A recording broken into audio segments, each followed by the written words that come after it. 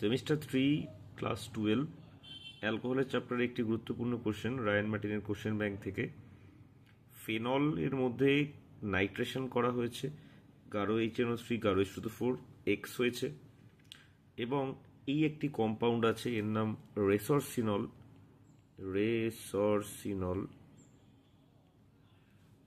তার মধ্যে গাঢ় HNO3 H2O4 দিলে ওয়াই তৈরি হয়েছে, এক্স আর ওয়াই বার করতে হবে। সবার প্রথমে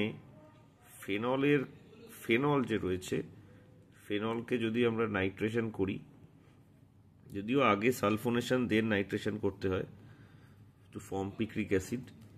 তো যদি আমরা H2SO4 আগে দিই, দেন এর মধ্যে HNO3 দিই, আগে সালফোনেশন দেন নাইট্রেশন, সো এখানে পিক্রিক অ্যাসিড তৈরি হবে। ফেনল, এখানে NO2, এখানেও NO2, আর এখানেও NO2। This is none other than picric acid. Okay. এইবার যে আরেকটি কম্পাউন্ড আছে, যেটাকে আমরা রেসরসিনল বললাম,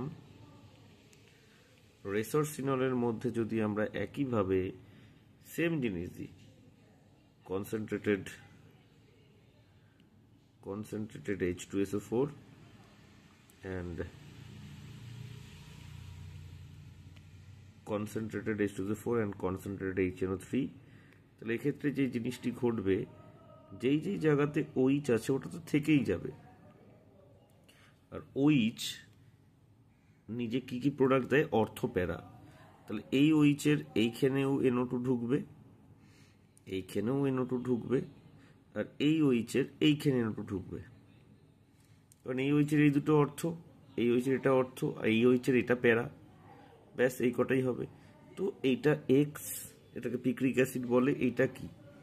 এটার নাম হচ্ছে styphnic acid. This is styphnic acid.